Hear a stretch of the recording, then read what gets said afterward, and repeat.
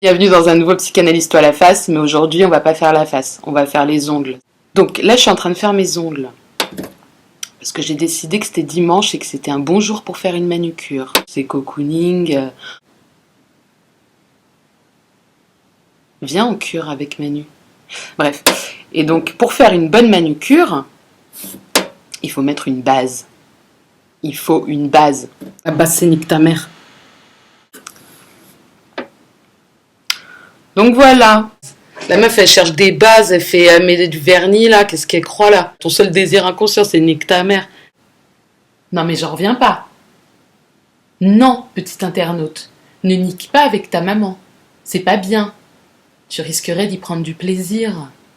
Et aujourd'hui on va papoter de quoi?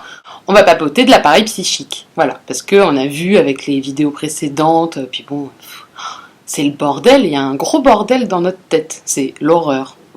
Elle est ouf, elle! Quoi, cul-pincé là? T'es là, tu fais style? Oui, bah cul-pincé, j'ai appris à serrer les fesses, moi, monsieur. On dirait que c'est pas le cas de tout le monde. Freud, il a essayé de mettre moins le bordel dans notre tête. Il a fait ce qu'on appelle des topiques.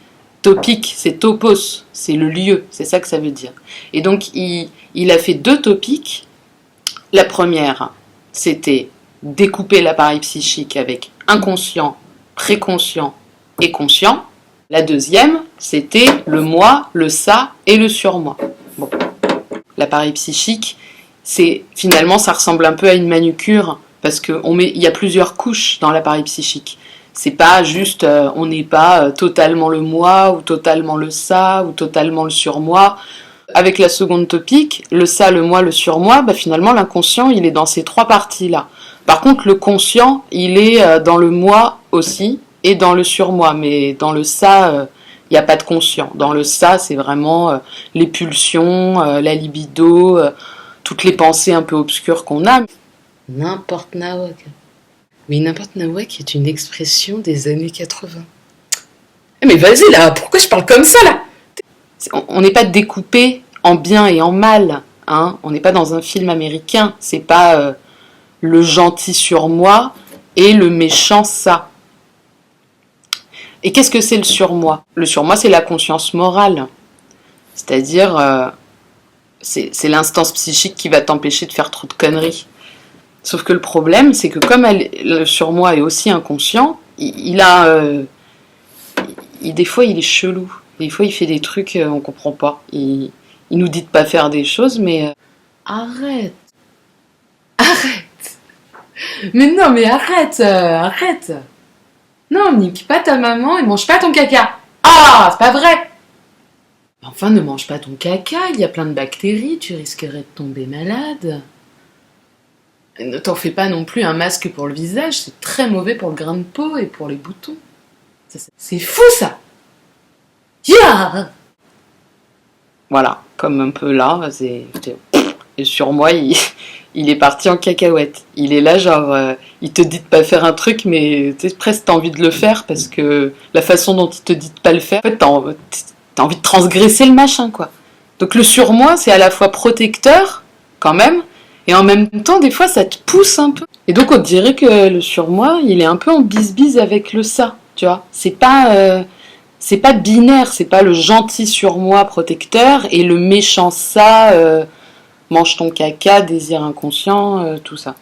Parce que par exemple, il y a vraiment un tabou dans la société qui est très clair, c'est tu ne manges pas ton caca.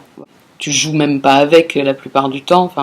Cadillac, empire du pire, reviens te chier dans le crâne. Faire un petit tas, c'est obscur que je cause, qui est en toi, qui je cause. Dans ton fort intérieur, y a un enfant qui pleure. Toi tu te sens plus, lui il se sent... Il y en a, ils ont pas eu...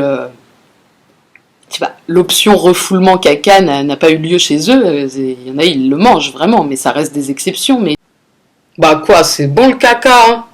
Ce qui est intéressant, c'est que ces exceptions-là, soit on peut prendre le truc du style, oui, ils sont possédés par le diable, il faut les exorciser, soit tu peux juste penser que les mecs, t'as fait popo, ils n'ont pas eu l'option refoulement sur le caca. Ce que toi, tu as eu la chance d'avoir. Je te félicite. Bravo. Je suis contente. Pas bon le caca. Non, il faut pas le manger le caca. Arrête. Ces personnes qui mangent leur caca nous indiquent quelque chose sur nous-mêmes. Ah, ça t'embouche un coin là. Là, t'es un peu dégoûté. Hein. Ouais, je sais. Mais toi, comme la majorité des gens, ta maman, elle t'a tellement dit bouh, caca pas bon. Donc c'est refoulé. D'où viennent les odeurs? On pourrait aussi se dire que le fait qu'on trouve ça vraiment, que ça a une odeur vraiment dégueulasse, est-ce que c'est parce que ça a une odeur réellement dégueulasse? Ou est-ce que c'est une défense pour se protéger de ne pas le manger? Non, je sais, je vais loin, mais il faut réfléchir à ça. On ne sait pas. Donc le fait que ce soit pas binaire, qu'on soit pas dans un film américain, il n'y a pas le bien et le mal, le bien est dans le mal est dans le bien, c'est même pas du bien et du mal. Des choses interdites, des choses pas interdites, des choses qu'on a envie de transgresser, pas transgresser. Bon, bah, et le fait que ce soit tout mélangé, c'est ça qui fait que en psychanalyse, il y a vraiment quelque chose à inventer pour le sujet. Là où en sociologie, on étudie le groupe et les déterminants sociaux, et qu'est-ce qui fait qu'un individu, avec ses déterminants sociaux, comment il va évoluer dans son groupe social, machin chouette. Nous, en psychanalyse, on est plutôt du côté vraiment du sujet, et donc on pense que dans toute racaille, il y a un cul pincé qui sommeille, et dans tout cul pincé, il y a une racaille qui sommeille aussi. C'est ce qui donne les exceptions, heureusement que si tu... voilà, en plus, en psychanalyse, la racaille, le ça, n'est pas forcément celui qui perd à chaque fois, heureusement. Il ne faut pas céder sur tous ses désirs. Il faut trouver le moyen de les transformer, d'en faire quelque chose de faisable, parce que sinon c'est triste. Si on n'écoute que l'autre bourge, là, la connasse, on ne fait plus rien, et on a l'air d'une conne en plus. Voilà. Je sais pas si ça me va si bien que ça. Et alors, pour aller plus loin, Lacan dit l'inconscient, c'est le discours de l'autre. En tout cas, on remarque bien ça avec le surmoi. C'est-à-dire que le surmoi, l'interdit, la transgression, ça va naître des parents. Et de ce qu'ils vont te dire de faire et de pas faire. Et toi, tu vas essayer de t'accorder avec ce désir-là parental, que tu deviennes quelqu'un de respectable et de bien dans ta vie qui ne fait pas trop de bêtises. Voilà. Si tu manges ton caca, fais-le en privé.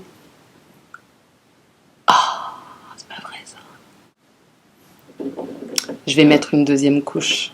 Les gars, en attendant la prochaine vidéo, calmez-vous avec le surmoi. Parce que c'est pas sympa un surmoi. On est là, genre ouais, c'est ta conscience morale, c'est machin, c'est... Ouais, mais des fois, c'est ça qui te bouffe le plus la vie. Hein. Donc... laissez venir un peu l'inconscient et puis essayez de voir ce que vous pouvez faire avec. Et si ça te plaît, abonne-toi à ma chaîne. On est passé de 12 à 114 en 5 jours. Les gars, vous êtes malades. C'est trop bien. Et au lieu de niquer ta mère, fais-toi un petit cœur. Mais fais-le sur le majeur. Allez, salut, à la prochaine. Et d'ailleurs, à base de popo, le popo c'est le caca, non ? NTM, tu peux m'expliquer ce que ça veut dire? Les mecs, c'est t'as fait popo?